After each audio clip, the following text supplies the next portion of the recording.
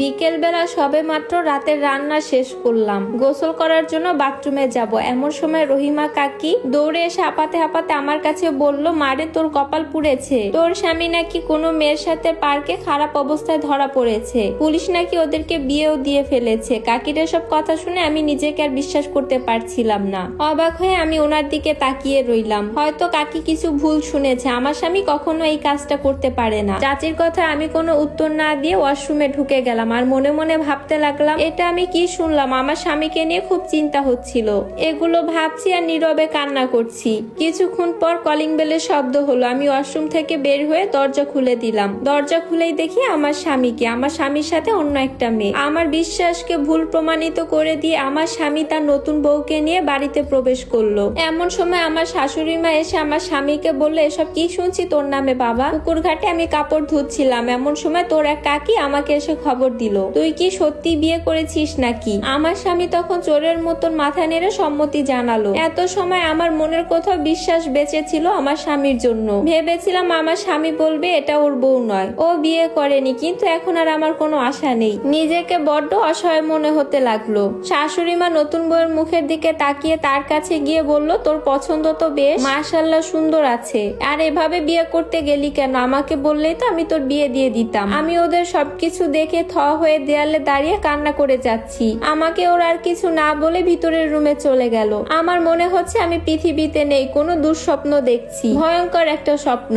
আমার সারা শরীর অবশ হয়ে যাচ্ছে, ইচ্ছে করছে এখান থেকে আমি ছুটে দূরে কোথাও চলে যাই, কিন্তু পা নড়ছে না। 10 মিনিট পর আমার শাশুড়ি মা আবার আসলো। আমাকে দাঁড়িয়ে থাকতে দেখে শাশুড়ি মা রেগে গিয়ে আমাকে বললেন, কি রে মুখপুরি, এখনো নির্লজ্জের মতন দাঁড়িয়ে আছিস কেন? আমার ছেলেটাকে তো ধরে রাখতে পারিসনি, এখন আমার ছেলেটার সুখ দেখে এখন ওকে অভিশাপ দিচ্ছিস? শাশুড়ি মায়ের এ কথায় আমি কোনো উত্তর খুঁজে পেলাম না। সত্যিই তো আমি আমার স্বামীকে ধরে রাখতে পারিনি। যদি পারতাম তাহলে আমার আজকে এই দিনটা দেখতে হতো না। আর এক মুহূর্ত না দাঁড়িয়ে আমি আমার ঘরে চলে আসলাম। 1 ঘন্টার মধ্যে বাড়ির পরিবেশ বদলে গেছে। পুরো বাড়ি ফুল আর নতুন বাতি দিয়ে সাজানো হচ্ছে। সারা বাড়িতে খুশির আমেজ। আমার আর বুঝতে বাকি রইল না এসব কিছু আমার শাশুড়ি মা করছে। কোনো কালেই তিনি আমাকে পছন্দ করতেন না। আমার জন্য শেষ বয়সে আমার শাশুড়ির সাথে আমার শ্বশুরের তিক্ততার সম্পর্ক ছিল। এই বাড়িতে বউ হয়ে আসার পর থেকে কখনো আমার শাশুড়িকে দেখিনি আমার শ্বশুরের সাথে মিলেমিশে থাকতে, শুধুমাত্র আমার জন্য। কারণ আমার শ্বশুর আমাকে অনেক ভালোবাসতো। রোজই তাদের মধ্যে ঝামেলা হতো, আর কারণটা ছিলাম আমি। শাশুড়ি মা প্রায় আমাকে নানান কথা শোনাতেন। শ্বশুর আব্বু তার প্রতিবাদ করতে গেলেই তখন দুজন মিলে ঝগড়া লেগে যেত। আজকেও তার ব্যতিক্রম নয়। আমার শ্বশুরের সাথে আমার শাশুড়ির প্রচন্ড রকমের ঝগড়া হচ্ছে। আমি আমার শাশুড়ির চোখের 2 বিষ, সে কখনো আমাকে সহ্য করতে পারে না। একমাত্র ছেলে যদি বউ নিয়ে আলাদা হয়ে যায়, সেই ভয়ে আমার স্বামীর সামনে কখনো আমাকে আমার শাশুড়ি মা কিছু বলতো না। আমার স্বামীর সামনে সে আমাকে অনেক বেশি ভালোবাসতো। রুম থেকে বের হয়ে নতুন বউয়ের রুমে উকি দিয়ে দেখলাম আমার স্বামীর নতুন বউ ড্রেসিং টেবিলের সামনে সাজগোজ করার জন্য বসে আছে। আমার শাশুড়ি মা দৌড়ে এসে নতুন বউকে সাজিয়ে দিচ্ছে। এসব কাণ্ড দেখে আমার চোখের আর পানি থামে না। বুকের ভিতর থেকে একটা দীর্ঘশ্বাস বেরিয়ে আসলো। এসব আমার নিজের চোখের সামনে দেখতে মৃত্যুর যন্ত্রণার সমান। তাই চোখ বন্ধ করে আল্লাহকে ডাকতে লাগলাম। হঠাৎ আমার পিছন থেকে সেই চিরচেনা কণ্ঠস্বর আমার কানে ভেসে আসলো। আমার স্বামী এসে আমাকে বলছে আমাকে বাসর ঘরে যাওয়ার অনুমতি দিবে না। এত কষ্টের মাঝেও আমার হাসতে ইচ্ছে করলো খুব। বিয়ে করে বাড়িতে নিয়ে এসেছে, এখন নাটক সিনেমার মতন আমার কাছে অনুমতি চাচ্ছে। বাসর করার মানুষ কত অভিনয় করতে পারে। ইচ্ছে হলো আমার স্বামীকে একটা থাপ্পড় দিয়ে প্রশ্ন করি, কেন এমনটা করলে তুমি আমার সাথে? এই ছিল তোমার ভালোবাসা? ভালোই যদি আমাকে না বাসতে তাহলে দিনের পর দিন কেন বলেছো তুমি আমাকে ভালোবাসো? কিন্তু কোনো প্রশ্নই করলাম না, নিজের মতন দাঁড়িয়ে রইলাম। আমার স্বামী বলল, কি হলো, তুমি আমার সাথে কথা বলবে না? আমি বললাম, নিজের নতুন বউকে রুমে রেখে প্রাক্তন বউয়ের সাথে কিসের কথা আপনার? আমার স্বামী বলল, তুমি কিন্তু আমার প্রাক্তন স্ত্রী না, তোমার সাথে কিন্তু আমার ডিভোর্স হয়নি,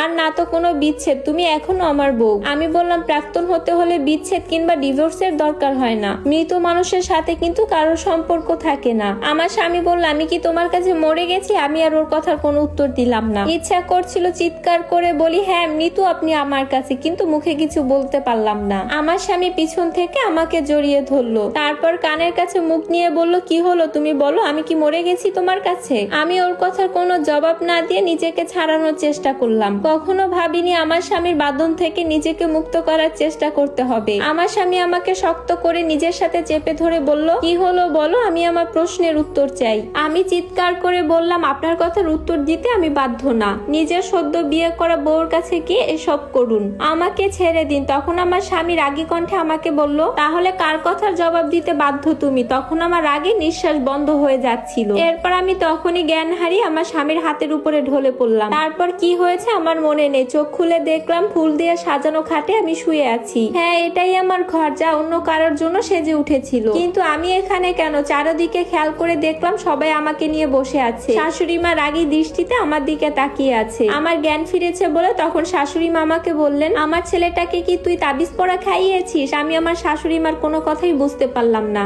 আমার সাথে কি হচ্ছে আমি বোঝার চেষ্টা করলাম। এমন সময় আমার স্বামী একজন ডাক্তার নিয়ে আসলেন। এরপর ডাক্তার আমার প্রেসার মাপতে লাগলো। ভাবতেও হাসি পায়, যেই মানুষটা আমার আত্মাটাকে মেরে ফেলেছে সেই আমার শরীরের চিকিৎসা করানোর জন্য ডাক্তার ডেকে নিয়ে এসেছে। কতটা হাস্যকর এই বিষয়টা। ডাক্তার বলল আমার প্রেসার নাকি ওঠানামা করছে। ডাক্তার বলল উনি হয়তো মানসিক চাপের মধ্যে আছে বলে মনে হচ্ছে। অতিরিক্ত মানসিক চাপ সহ্য করতে না পেরে জ্ঞান হারিয়ে ফেলেছিল। ওনার দিকে একটু খেয়াল রাখবেন, ওনাকে কোনো প্রকার মানসিক চাপ দেওয়া যাবে না। ডাক্তার সাহেব এই কথাগুলো বলে আমার স্বামীর সাথে ঘর থেকে বেরিয়ে গেল। আমার স্বামী চলে যেতে শাশুড়ি মা রাগী হয়ে আমাকে বললেন, কি হয়েছে ছেলেটার? আমার এই মেয়েটাকে যদি এতই ভালোবাসে তাহলে কেন আরেকটা মেয়েকে বিয়ে করে এনেছে? আমার ছেলেটা কি পাগল হয়ে গেল নাকি আমার ছেলেটাকে জাদু করেছে? এগুলো বলে আমার শাশুড়ি মা রুম থেকে বেরিয়ে গেল। কিছুক্ষণ পর আমার স্বামী ওষুধ নিয়ে বাসায় ফিরলো। শাশুড়ি মা আমার স্বামীকে জিজ্ঞাসা করলেন, এসব কি করছিস তুই? তার মায়ের কোনো কথার উত্তর না দিয়ে আমার স্বামী তার মাকে বলল, মা তুমি তোমার নতুন বউকে থাকার জন্য গেস্ট রুমটা খুলে দাও। শাশুড়ি মা হা করে আমার স্বামীর দিকে তাকিয়ে রইল। সেই সাথে আমিও হতবাক হয়ে রুম থেকে এই কথাগুলো শুনছিলাম। তারপর দরজার আড়ালে এসে দেখছি কি হচ্ছে।